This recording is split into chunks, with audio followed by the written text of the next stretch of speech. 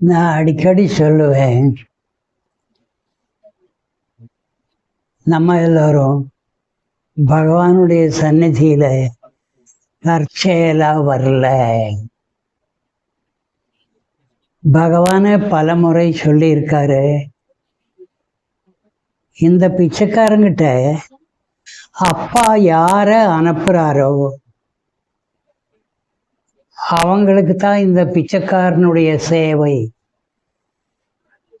அதனால நம்மளெல்லாம் பகவானுடைய அப்பா, கடவுளை பகவான் அப்பான்னு தான் சொல்லுவார். அதே மாதிரி ஜீசஸ் கிரைஸ்ட் ஃபாதர் ஃபாதர் ஃபாதர்ன்னு தான் சொல்லுவார்.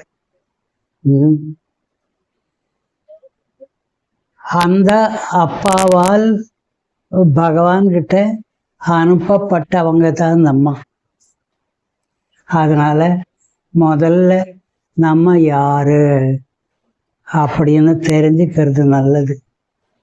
அப்புறமா பகவானை கும்பிடுறது நல்லது. இன்னொன்று, நம்ம இப்போ கொஞ்ச நேரம் உட்காந்து தியானம் பண்ணோம். அப்படி ஒரு 5 நிமிஷம் தியானம் பண்ணுறதுல நம்மளுடைய மனசு எங்கெங்கேயோ போயிடுச்சு. மனசை ஒருமுகப்படுத்த முடியல, ரொம்ப கஷ்டமா இருந்துச்சு. அவர் எங்கும் நிறைந்த பரபிரம்மம்.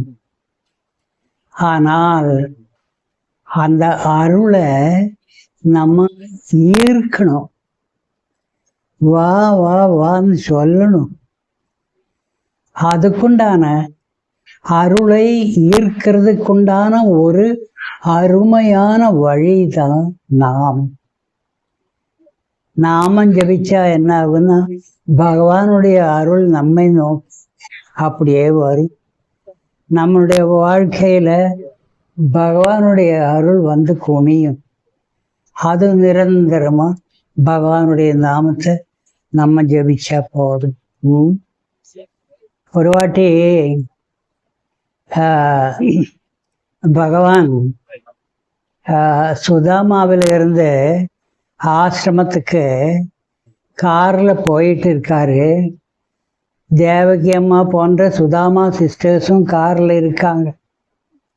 அப்போ ஒரு சில வெளிநாட்டினர்கள் வந்துட்டு இருக்காங்க, பகவானை பார்க்கறதுக்கு பகவானுடைய ஆசிரமத்தை நோக்கி வந்துட்டு இருக்காங்க. ஆனா அவங்க முன்ன பின்ன பகவானை பார்த்தது கிடையாது.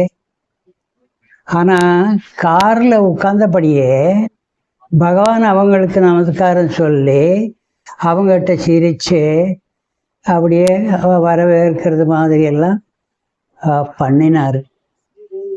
ஆனா அவங்க எந்த விதமான ஒரு ஒரு பகவானுக்கு வணக்கம் சொல்லவோ அந்த மாதிரி ஒன்றும் செய்யல. அப்ப தேவகி அம்மா கேட்குறாங்க, பகவான் முன்ன பின்ன தெரியாத அவங்ககிட்ட எல்லாம் இந்த மாதிரி ஏன் போய் நீங்க நடந்துக்கிட்டீங்க? இப்போ பாருங்க, பகவான் அவங்களுக்கு வணக்கம் சொன்னீங்க, ஆனால் அவங்க திருப்பி அவங்களுக்கு யாருன்னே கண்டுபிடிக்க முடியல. இந்த மாதிரி முன்ன பின்ன தெரியாத அவங்ககிட்ட எல்லாம் ஏன் இந்த மாதிரி நடந்துக்கிறீங்கன்னு தேவகி அம்மா கேட்டாங்க. அப்புறம் பகவான் என்ன சொன்னாருன்னு தெரியுமோ? தேவகி, யாரும் இந்த பிச்சைக்காரனுக்கு முன்ன பின்ன தெரியாதவன் அல்ல. அதாவது நம்ம கூட நம்ம பகவான் முன்னாடி போயிருந்த முன்னாடி யாரா இருந்திருப்போம், நம்ம மேற்கொண்டு யாரா இருக்க போறோம், இப்போ எப்படிப்பட்ட ஒரு குணத்தோடு நம்ம இருக்கிறோம், இது அத்தனையும் அவருக்கு தெரியும். இன்னைக்கு முக்கியமா பகவானுடைய தனி சிறப்பை பற்றி பேசலான்னு நினைக்கிறேன் உங்களோட. அதாவது பகவான் சிகரெட் குடிச்சிட்டே இருப்பாரு. யாராவது சன்னியாசி, ஒரு துறவி, சிகரெட் குடிக்கிறது நம்ம பார்த்துருக்கோம் இல்லை. ஆனால் நம்மளுடைய பகவான் அதுவும் ரொம்ப சக்தி வாய்ந்த ஒரு சிகரெட்டு. அந்த காலத்தில் சார்மினார்னு ஒரு சிகரெட்டு, ஒரு பிராண்டு இருந்தது, அதுதான் குடிப்பார். அந்த சிகரெட்டு குடிக்கிறத பார்த்து ஓடி போன சில பேர் இருக்காங்க. இது எந்த சாமி சிகரெட் குடிக்கிறாரு அப்படின்னு போனவங்க இருக்காங்க. இது ஒரு சிறப்பு பகவானுடையது. ஆனால் அதை பற்றி பகவான் என்ன சொன்னார் தெரியுமோ? இது சிகரெட் அல்ல, இது சீக்ரெட் அப்படின்னாரு. இது சிகரெட் கிடையாது, இது ஒரு ரகசியம். இதுல ஒரு ரகசியம் இருக்குது. இது வெறும் சிகரெட் கிடையாது. இந்த பிச்சைக்காரனுக்கு எப்போ இந்த பைத்தியம் வந்ததோ அதுல இருந்து தான் சிகரெட் குடிக்க ஆரம்பிச்சேன். அவர் பைத்தியம்னு சொல்றது ஞானம். இந்த பிச்சைக்காரனுக்கு எப்போ இந்த ஞானம் வந்ததோ அதுல இருந்து தான் இந்த சிகரெட் குடிக்க ஆரம்பிச்சான். அவர் சீக்ரெட்னு சொல்றாருல்ல, அதுக்கு நிறைய வெளிநாட்டு பக்தர்கள் அதுக்கு ஒரு பதில் கண்டுபிடிச்சிருக்காங்க. அவங்களுடைய அனுபவத்துல இருந்து பகவானை பத்தி முதல் வாழ்க்கை வரலாறு எழுதின ஒருத்தர் கெய்லர்னு ஒரு வெள்ளைக்காரர், ஒரு அமெரிக்கன் இருக்காரு, இன்னைக்கும் இப்போ இருக்காரு. நான் பார்த்துருக்கேன், பேசியிருக்கேன், அவரோட தொடர்பு கொண்டிருக்கேன். அவரு இந்த சிகரெட்டை சாய்பாபா கோவிலுக்கு போனா உதி இருக்கும்ல, அப்படியே எரியாத ஒரு நெருப்பு, அதுல எப்பவுமே பஸ்மம் விபூதி வந்துட்டே இருக்கும், அதுல அதோட கம்பேர் பண்றாரு கெய்லர். அந்த உதிக்கு சமமான ஒரு சமாச்சாரம் தான் நம்ம பகவானுடைய சிகரெட். அந்த சிகரெட் வழியா பகவான் நமக்கெல்லாமே நிறைய தியாகம் செய்கிறாரு. உடம்புக்கு எவ்வளவு கெடுதல். சார்மினார் சிகரெட்டு குடிச்சிட்டே இருக்கிறது எவ்வளவு கெடுதல். ஆனா அது நம்மளுடைய நன்மைக்காக செய்கிறார். அந்த வெள்ளைக்கார குரூப் ஒரு 5-8 பேர் ஒரு நாளைக்கு ஒரு குரூப்பா பகவானை பார்க்க போறாங்க.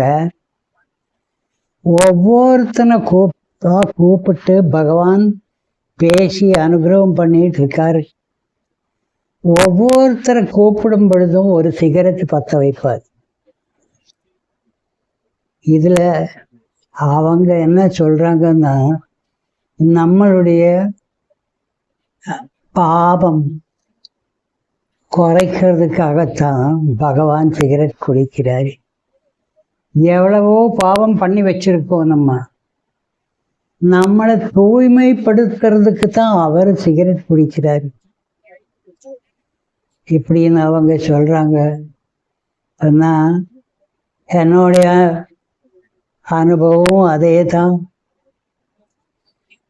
பகவான் சில நாளைக்கு அவர் உட்கார்ற இடத்துல, நம்ம ஆசிரமத்துக்கு முன்னாடி இன்னும் அவருக்கு ஒரு இடம் வச்சிருக்காங்க, அங்கதான் பகவான், அந்த பக்கம் கணேசர் இருப்பார், இந்த பக்கம் பகவானுடைய ஒரு சிலை தனி. ஏன்னா அது அங்க உட்கார்ந்து தான் அவர் தனிப்பட்ட முறையில எல்லாருக்கும் தரிசனம் கொடுப்பாரு. அங்கே கூப்பிட்டு அனுப்புவாரு. நம்ம ஆசிரமத்துல பஜன் நடக்கிற இடத்துல உட்காருவோம். சில நாளைக்கு இந்த செல்வராஜுங்கிற பையன் வந்து சொல்லுவாரு, பகவான் கூப்பிடுறாரு. ஒரு நாளைக்கு அப்படியே போன பொழுது அது பகவானுடைய இடது பக்கத்துல ஒரு நாற்காலி இருந்தது, அங்கே உட்கார சொன்னாரு. 3 சிகரெட் ஒன்னுக்கு பின் ஒன்னா 3 சிகரெட் குடிச்சாரு. அப்புறமா தான் என்னுடைய கையை பிடிக்கிறார். 3 சிகரெட் குடிச்ச பிறகு என்னுடைய கையை பிடிச்சு ரொம்ப நேரம் அப்படியே உட்கார்ந்தாரு. எனக்கு அப்படியே உள்ளெல்லாம் நடுங்குது. ஏதோ நடந்துட்டு இருக்குது, பகவான் ஏதோ நமக்கு செய்கிறாருங்கிறது நமக்கு தெரியுது, ஆனா என்ன செய்கிறாருன்னு தெரியல. வெள்ளக்காரன் சொல்றபடி நம்மளுடைய பாவத்தை கரைக்கிறாரு. அதுக்குன்னு 3 சிகரெட் ஒன்றுக்கு பின் ஒன்றா குடிச்சு அப்படியே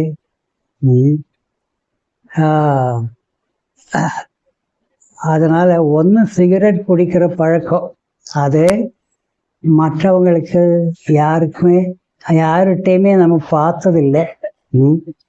அது ஒரு தனிச்சிறப்பு பகவானுடையது. இன்னொன்று, குளிக்க மாட்டார். நம்மளுடைய பகவான் குளிக்கிறதே இல்லை.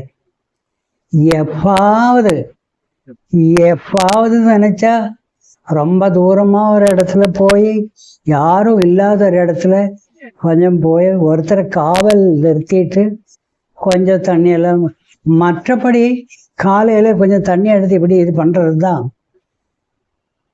ஆனால் மனுஷன் நமக்கு அவரை பார்த்தாக்கா எப்படி இவர் இருக்காரு இந்த மாதிரி நமக்கு தோணும்.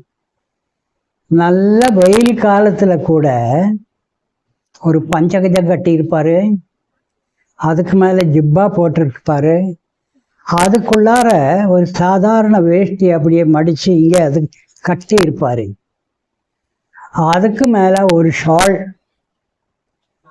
ஷால் போத்தி இருப்பாரு. இந்த கோடை காலத்துல அவர் வேர்க்கிறது இல்லை. அவர்கிட்ட இதெல்லாம் போத்திட்டு அவரை கிட்டக்க போனா ஒரு ஸ்மெல் வர்றது கிடையாது. இதெல்லாம் ஒரு அதிசயகரமான காரியம். நான் ஒரு தடவை பகவானுடைய அனுமதி பெற்று ஷிர்டி பாபா கோவிலுக்கு போனேன். அப்ப சொன்னாரு, நீ நான் பூனைக்கு போயிட்டு அங்கே இருந்தா ஷிர்டி பாபா கோவிலுக்கு போனேன். அப்போ சொன்னாரு, அங்கே போனாக்கா ஞானே ஆலாந்தின்னு ஒரு இடம் இருக்கு, பூனையில் இருந்து கொஞ்சம் தள்ளி. அந்த இடத்துல ஞானேஸ்வரனுடைய சமாதி இருக்கு, அங்கேயும் நீ போகணும். அங்கே இந்திராயணின்னு ஒரு நதி இருக்கு, ஒரு சின்ன அருவி. அதுவும் அங்கே நீ பார்க்கலாம். ஏன்னாக்கா இந்த பிச்சைக்காரன் அந்த இடத்துல குளிச்சிருக்கான். இந்த பிச்சைக்காரன் குளிச்சிருக்கேன் அந்த இடத்துல. சாதாரணமா இந்த பிச்சைக்காரன் குளிக்கிறது கிடையாது அப்படின்னு என்கிட்ட சொன்ன. இந்த பிச்சைக்காரன் சாதாரணமா குளிக்கிறது கிடையாது, ஆனா அந்த இடத்துல குளிச்சிருக்கேன், அந்த அருவியும் நீ போய் பாரு அப்படின்னு சொன்னாரு. இது ஒரே சிறப்பு. குளிக்காத ஞானி நம்ம பகவான். அப்படி ஒரு அதிசயம் பகவான். அப்படியே நிறைய ட்ரெஸ் எல்லாம் போட்டு. இன்னொன்று, அவரை பார்த்தாலே வகைப்படுத்துறது கஷ்டம். எந்த குரூப்பில் இவரை சேர்த்துறது? பல ஞானிகள் எப்படி இருக்க, நல்ல காவி உடையில எல்லாம் போட்டு ரொம்ப கம்பீரமாக உட்காந்துருப்பாங்க. நிறைய சிஷ்யர்கள் இருப்பாங்க. பல பேர் அப்படியே விசிறி பண்ணிட்டு இருப்பாங்க. அவருக்கு அப்படியே தயானந்த சரஸ்வதி அப்படின்னு ஒரு பேர் இருக்கும். அப்புறம் அவர் கிரின்னு ஒரு பேர் இருக்கும். இது எந்த இதுவும் கிடையாது. அவருடைய பேரு பிச்சைக்காரன். அதுதான். ஒரு சிலர் ஸ்ரீ ஸ்ரீ ஸ்ரீ ஒரு 3 ஸ்ரீ போட்டு அவருடைய பேரு. இது பிச்சைக்காரன். நம்மளுடைய பேரு பிச்சைக்காரன். எந்த விதமான ஒவ்வொரு பெருமையும் படலை. அப்படிப்பட்ட ஒரு சுவாமி.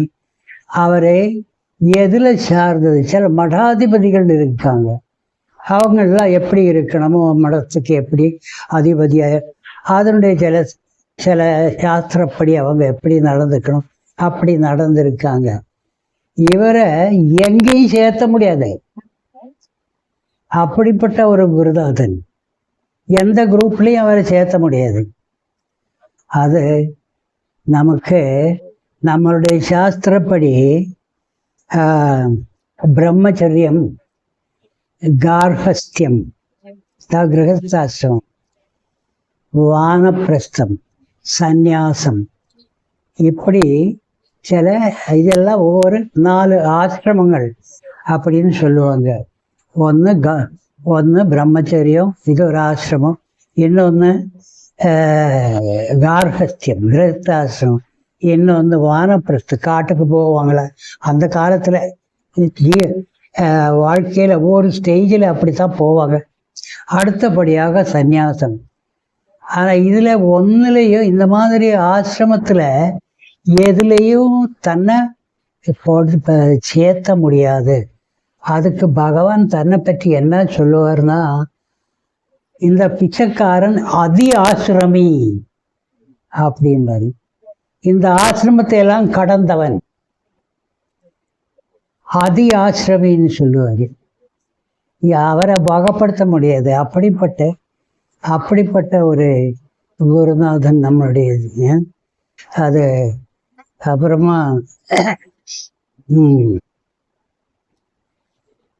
பகவான் சில மகாத்மாக்கள் என்ன பண்ணுவாங்கன்னா, கிட்டக்க விட மாட்டாங்க.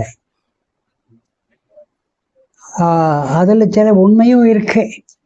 அதாவது அவங்க ரொம்ப உயர்ந்த ஒரு நிலையில இருக்காங்க. ஒவ்வொரு மனுஷனுக்கும் ஒவ்வொரு அவுரான்னு சொல்லுவாங்க, ஒரு ஒளி வலயம் ஒவ்வொரு மனுஷனுக்கும் இருக்கு. அது கொஞ்சம் உயர்ந்தவங்களுடைய ஒளி வலயம் ஒரு மாதிரி இருக்கும். கொஞ்சம் ஆன்மீகமாக முன்னேறாதவங்களுக்கு இன்னொரு விதத்தில் இருக்கும். இவங்க கிட்ட போனாக்கா அவங்களுடைய ஒளி வலயத்தை பாதிக்கும். கொஞ்சம் முன்னேறாதவங்க, அதனால அவங்க என்ன செய்கிறாங்கன்னா, கிட்டக்க போக முடியாது. காலை தொடர்றதுக்கும் பல பேர் விடுறது கிடையாது. ஆனால் நம்மளுடைய பகவான் இருக்காரு, அவரு ஸ்பர்ஷங்கிறதுல ஆழமான நம்பிக்கை வச்சிருக்காரு. அவருக்கு யாரும் தன்னை தொட்டா கட்டு போறது மாதிரி ஒன்றும் இல்லை.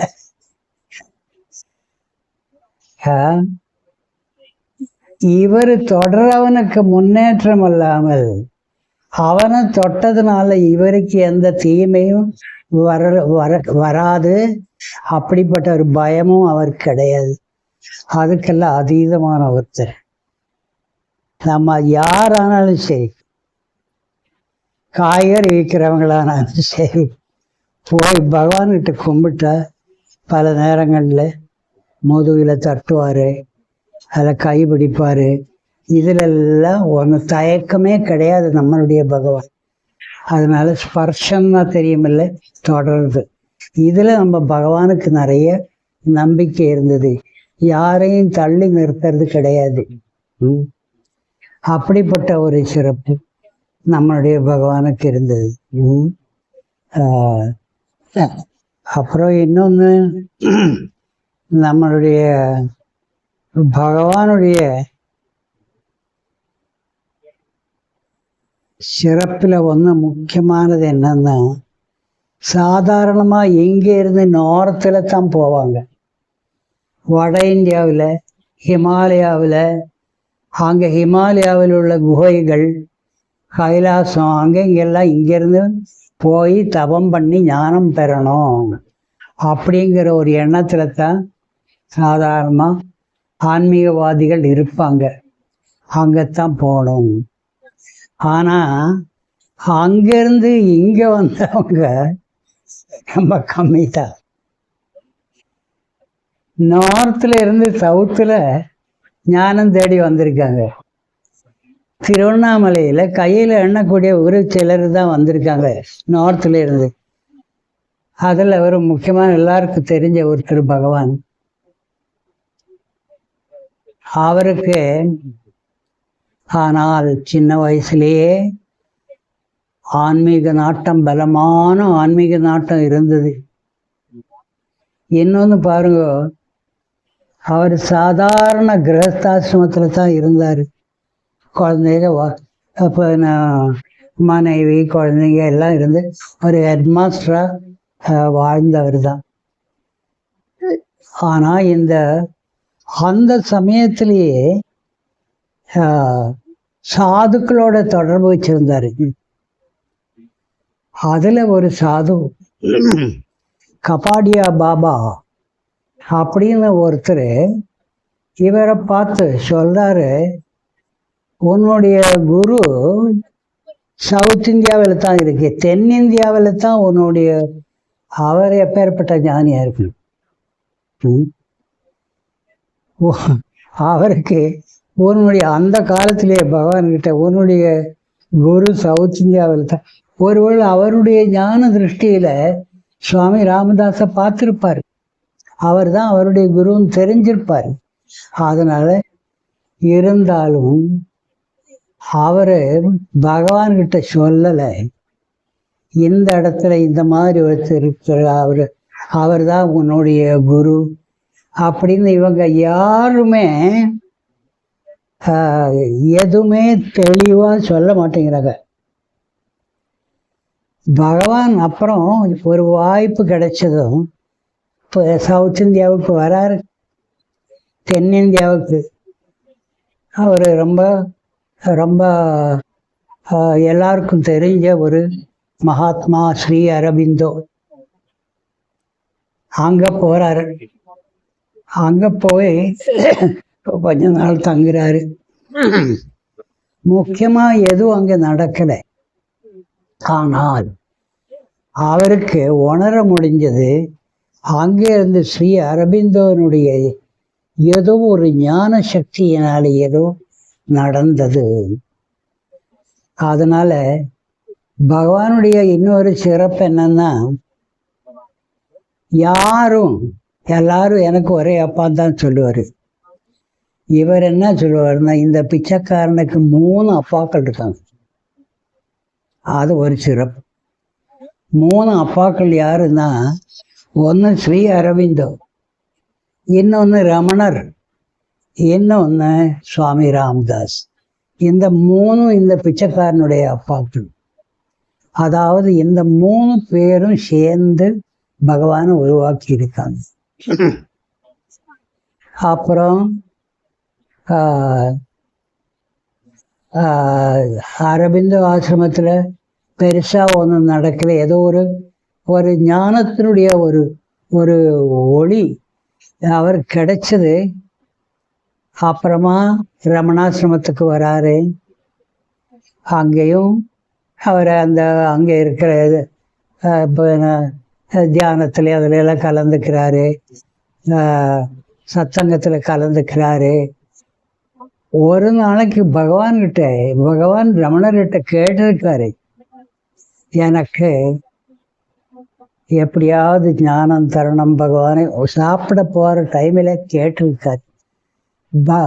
அது மனசில் பிரார்த்தனை பண்ணியிருக்காரு நம்ம பகவான் ரமணர்கிட்ட. அது கேட்டுட்டு ரமணர் என்ன சொன்னார்னா,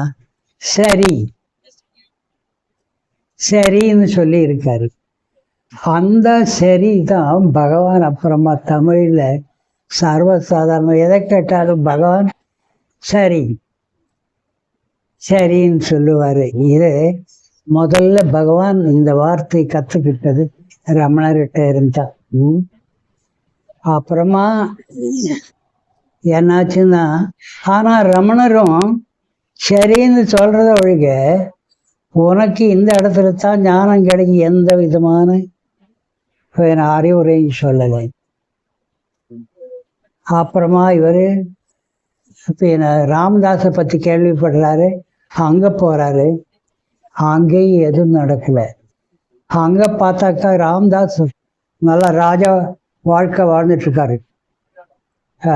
இவர் சுவாமி ராமதாஸ் சொல்கிறாரு, நிறைய பேர் அவருக்கு கால் தடவுறது, கை தடவுறது, குளிப்பாட்டுறதுக்கு பிடிக்கிறது நிறைய பேர் இருக்காங்க. ரொம்ப ஆடம்பரமான வாழ்க்கை வாழ்ந்துட்டுருக்காரு. இவராக ஒரு சுவாமி அப்படிங்கிற ஒரு எண்ணத்தில் பகவான் திரும்பி வராரு. மறுபடியும் பகவான் போறாரு. அவரு இப்போ ஒன்று பாருங்க, இத்தனை மகாத்மாக்களும் பகவானுக்கு ஏதோ ஒரு விதத்துல அருள் புரியறது இல்லாம குறிப்பா இதுதான் நீ செய்யணும், இங்கத்தான் நீ போகணும்னு சொல்லலை, அலைய விடுறாங்க. எல்லாரும் அலைய விடுறாங்க. நடக்கும் அனுகிரகம் கொடுத்து அலைய விடுறாங்க. இப்படி நம்ம அலையிறது அவசியம் போல் இருக்குது. எனக்கு எல்லாத்துக்குமே ஒரு டைம் இருக்கும் போல் இருக்கு. முக்கியமா ஞானம் பெறறதுக்கு ஒரு டைம் இருக்கும் போல் இருக்கு. அதனால 2வது வாட்டி பகவான் எப்ப தென்னிந்தியாவுக்கு வராருன்னா, அவர் கேள்விப்படுறாரு அரவிந்தோ சமாதி ஆயிட்டாரு. கொஞ்ச நாள் கழிச்சு ரமணர் சமாதி ஆயிட்டாரு. இனிமே நான் எங்க போறது?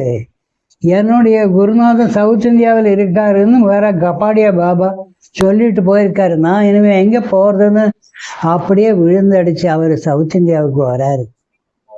ரமணாசிரமத்துக்கு வராரு. ரமணாசிரமத்துக்கு வந்தாக்க சுந்தரேஷ ஐயர்னு ஒருத்தர் இருக்கார் அங்கே. அவர் ரமணருடைய ஒரு வயசான ஒரு சீடர். அவர்கிட்ட புலம்புறாரு, நான் இப்ப என்ன பண்றது? அவரை சொல்றாரு, நீ கவலைப்படாது, ஆனந்தாசிரமத்துக்கு போகும், சுவாமி ராம்தாஸ் இருக்கார், அவரை பார்த்தா போதும். அப்படியே போறாரு. 3வது வாட்டி சுவாமி ராம்தாஸ் கிட்ட. அப்போ சுவாமி ராம்தாஸ் நம்ம சுவாமியை பார்த்து கேட்கிறாரு, இவருடைய வாழ்க்கையில உள்ள சில ரகசியமான சங்கதி விஷயங்கள். அப்ப இவருக்கு இது எப்படி இவருக்கு எப்படி தெரியும்? எனக்கு மட்டும் தெரிகிற விஷயங்கள் இவருக்கு எப்படி தெரியும் அப்படின்னு அந்த குருநாதனுடைய மகிமையை பத்தி அப்பத்தான் குருநாதன் உணர வைக்கிறார். அதே குருநாதன் கிட்ட முன்னாடி 2 வாட்டி போயிருக்காரு. Nothing happen. அதான் நான் சொன்னேன், அலைய வைக்கிறாங்க. சுவாமி ராமதாஸ் இதுக்கு முன்னாடி 2 வாட்டி போயிருக்காருல்ல இவரு. அப்ப சொல்லியிருக்கலாம்ல, நான் தான் அவனுடைய குரு, நீ எங்கேயும் போகாதே, இங்கே இரு, உனக்கு நான் தேவையான அனுகிரகம் தரேன் சொல்லலை. அவரும் அலைய விட்டுருக்காரு. இப்படி அலையிறது ஆன்மீக தேடல ரொம்ப அவசியம் போல இருக்கு. இதே மாதிரி நம்ம மகாவதார் பாபாஜின்னு கேள்விப்பட்டிருக்கீங்க. பரமஹம்ச யோகானந்தருடைய குருவனுடைய குரு பரமஹம்ச யோகானந்தருடைய குரு யுக்தேஸ்வர்ஜி, அவருடைய குரு லாஹிரி மகாசய், லாஹிரி மகாசயனுடைய குரு பாபாஜி. அந்த பாபாஜி லாஹிரி மகாசயாவை வரவழைக்கிறாரு அவருடைய குகைக்கு. டெலிகிராம் எல்லாம் கொடுத்து வரவழைக்கிறாரு. வரவழைச்சு அவர் சொல்றாரு, உனக்காக 30 வருஷமா நான் வெயிட் பண்ணிட்டு இருக்கேன். அந்த 30 வருஷம் இவரு சாதாரண கிரகஸ்தனுடைய லௌகீக வாழ்க்கை வாழ்ந்துட்டு இருக்காரு. யாரு? லாஹிரி மகாசய். இது அந்த குருநாதன் பார்த்துட்டு இருக்காரு. அது ஒருவேளை அவருக்கு அவசியமா இருந்திருக்கு, அவருடைய ஆன்மாவினுடைய முன்னேற்றத்துக்கு. அதனால தானே குருநாதன் அவரை வாழ விடுறாரு. குருநாதனுடைய பார்வையில தானே இவர் கிரகஸ்தாசிரமம் நடத்துறாரு. கடைசியில கூப்பிட்டு சொல்றாரு, உன்னை நான் 30 வருஷமா வெயிட் பண்ணிட்டு இருக்கேன், ஏன் கொஞ்சம் முன்னாடி கூப்பிட்டு கொஞ்ச நாள் முன்னாடி வாப்பா, நீ தான் என்னுடைய சீடனா இருக்க போற, நீ ரொம்ப கஷ்டப்பட இல்லை, அதுக்குன்னு ஒரு டைம் இருக்கு, அது குருநாதனுக்கு தெரியும். எந்த டைமுன்னு. இது நமக்கு இப்படியெல்லாம், அதுவும் அந்த டைம் வந்ததும் நம்ம பகவானுக்கு ஒரு வாரம்தான் சாதனை பண்ண வேண்டியது வந்துடுச்சு. சுவாமி ராமதாஸ்கிட்ட கேட்குறாரு, எனக்கு தீட்சை கொடுங்கிறாரு. கொடுத்தாரு. ஓம் ஸ்ரீராம் ஜெயராம் ஜெய ஜெயராம், ராவ் பகலா சொல்லிட்டேரு அப்படின்ட்டாரு. நம்ம பகவான் ஒரு நிமிஷம்.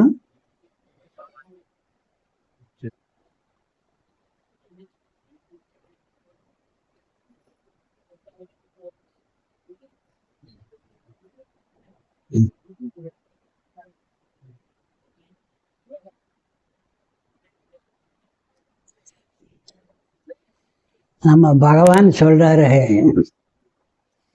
சுவாமி ராமதாஸ் 24 மணி நேரம் நாம ஜபிக்க சொன்னாரு. ஆனா இந்த பிச்சைக்காரன் ட்ரை பண்ண பக்கத்துல உள்ள ஒரு சின்ன மலை மாதிரி ஒரு இடத்துல போய் ஜபிக்க ஆரம்பிச்சு. ஆனா முடியல, என்னால முடியல. சுவாமி ராமதாஸ் என்னமோ செஞ்சாரு. அதுக்கப்புறம்தான் நான் என்னையே உணர்ந்தேன். அன்னைக்கு இந்த பிச்சைக்காரன் சுவாமி ராமதாசனுடைய பாதங்களில செத்து விழுந்துட்டேன். அப்ப சொல்லுவாரு, this beggar died at the feet of Swami Ramdas in 1952. அதாவது நான் முதல்ல யாராக இருந்தேனோ அந்த ஆள் சுவாமி ராமதாசனுடைய பாதங்களில 1952 செத்து விழுந்தாச்சு. அப்புறம் இருக்கிறது கடவுளே தான். தானே கடவுளா மாறிட்டாரு. அந்த ஒரு பாவத்துல தான் அப்புறமா பகவான் வாழ்ந்தாரு, நமக்கெல்லாம் அருள் புரிந்திருக்காரு. பகவானுடைய அதாவது எவ்வளவு அரிது ஒரு ஞானியை பார்க்கறது. ஒரு ஞானி ஆறுது எவ்வளவு கஷ்டம் அப்படின்னு நமக்கு தெரியுது. ஏன்னாக்கா எத்தனையோ பேர் காஷாயம் அணிந்து வருஷ கணக்கில் அப்படியே வாழ்ந்து அப்புறமா ஞானம் கிடைக்காம செத்து போகிறாங்க, லட்சக்கணக்கானவங்க. ஆனால் நம்ம பகவான் அந்த காஷாயம் இல்லை, ஒன்றும் இல்லை. அவர் எப்படி சாதாரண வாழ்க்கை வாழ்ந்து அவர். ஆனால் பகவானுடைய ஒரு தனி சிறப்பு எப்படின்னா, அவர் சொல்றாரு, this beggar can control the cosmos அப்படின்னு. இந்த பிச்சைக்காரனுக்கு உட்கார்ந்து Swami Ramdas also used to say that Swami Ramdas can play football with the planet அப்படிம்பாரு. இந்த கோல்கள் வச்சு சுவாமி ராமதாஸ் ஃபுட்பால் விளையாட முடியும். அதே மாதிரி நம்ம சுவாமியும் அந்த காஸ்மோஸையே கண்ட்ரோல் பண்ண முடியும். மழை வரவழிக்க முடியும், வரவழிச்சிருக்கார். அதுக்கெல்லாம் நிறைய எக்ஸாம்பிள்ஸ் இருக்கு. அதாவது அதுக்கு தான் ஒரு குருவை பற்றி சொல்லுவாங்க. குருவுக்கு வேண்டிய ஒரு முக்கியமான குவாலிட்டி என்னன்னா பூதா அதிகத்துவம். அதாவது பஞ்சபூதங்களை அடக்கி வாழக்கூடிய ஒரு சக்தி. எப்பவும் செய்ய மாட்டாரு, எப்பாவது செஞ்சிருப்பாரு. சில நேரங்கள்ல அது செய்யக்கூடிய ஒரு திறமை அவங்ககிட்ட இருக்கும். அப்படிப்பட்டவங்களுக்கு தான் உண்மை. அது நம்ம பகவானுக்கு இருந்திருக்கு. அது பல முறை காட்டியிருக்காரு. மகா பெரியவாளுக்கு இருந்திருக்கு. அந்த மாதிரி ஒரு குருவோட பார்வை நமக்கு கிடைச்சிருக்குது. அவருடைய சாநித்தியத்தில் நம்ம உட்கார முடியுது. நான் மறுபடியும் சொல்கிறேன், அவருடைய அருள் எல்லா இடத்துலையுமே இருக்கு.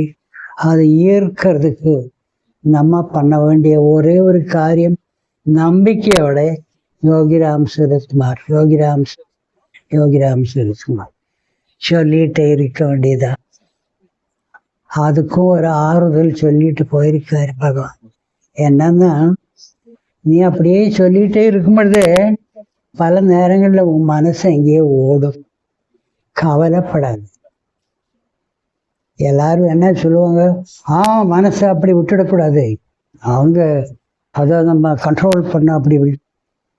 சுவாமி என்ன சொல்றாருன்னா, கவலைப்படாது, மறுபடியும் ட்ரை பண்ண,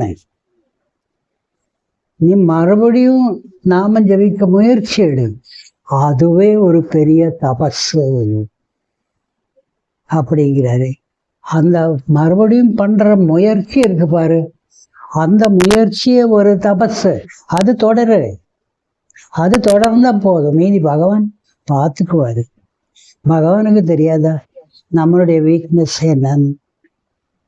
அதனால இந்த மாதிரி ஒரு ஆறுதல், முக்கியமான ஒரு ஆறுதல் சொல்லிட்டு போயிருக்கு. அதனால யாரும் எனக்கு தொடர்ந்து ஜபிக்க முடியலையேன்னு கவலையே பட வேண்டிய அவசியம் இல்லை. நம்மளுடைய குருநாதனே அதுக்கு ஒரு வழி சொல்லிட்டு போயிருக்காரு. கவலைப்பட வேண்டாம், முயற்சி தொடரட்டும். அந்த தொடரும் முயற்சி ஒரு தபசு. அது தெரிந்து நீ மறுபடியும் நாமம் ஜபிச்ச போதும் அருள் வந்து குமியும். நாம் பார்த்துக்கிறோம். அதனால நம்ம உணர வேண்டியது, நம்மளை சுற்றி பகவானுடைய அருள் இருக்கே. நம்ம நாமம் ஜபிக்கும் பொழுது பகவான் நம்ம கூட இருக்காரு. நம்ம பகவானுக்குள்ளதான் இருக்கோம்.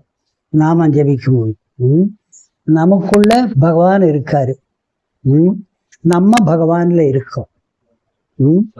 அதனால தான் ஒரு பெரிய மகாத்மா மெடிடேஷனுக்கு ஒரு டெஃபினிஷன் கொடுத்திருக்காரு. மெடிடேஷன்னா என்ன, தியானம்னா என்ன? Being in God as God, கடவுளில் கடவுளா இருப்பதுதான் மெடிடேஷன். கடவுளில் கடவுளா இருப்பதுதான் தியானம். இப்ப நம்ம பகவானை பத்தி தியானம், நான் பகவான் தான், பகவான்ல தான் நான் இருக்கேன். நான் பகவானுக்குள்ள இருக்கும் பொழுது நான் பகவானை மாறிடுறேன் அப்படின்னு நம்ம ஒரு தியானத்துல அப்படியே இருந்தா கூட அதுதான். அது கடைசியில நம்மளும் பகவானை மாறிடுவோம். கடைசியில நம்மளும் பகவானை மாறிடுவோம். இதுல கொஞ்சம் உயர்ந்த நிலை. அது போக போக நமக்கே பகவான் உணர்த்துவாரு என்னென்ன அடுத்த ஸ்டேஜில் செய்யணும். அதை பற்றியெல்லாம் நம்ம கவலைப்பட வேண்டியதில்லை. நாம ஜபிச்சுட்டே போனால் போதும். எல்லோருக்கும் என்னுடைய பணிவான பாத நமஸ்காரங்கள். ரொம்ப ரொம்ப சந்தோஷம். எல்லாரும் பகவானுடைய அருளுக்காக ஞாபகம் வச்சு சத்சங்கத்துக்கு வர்றீங்கள்ல ரொம்ப ரொம்ப சந்தோஷம். நன்றி.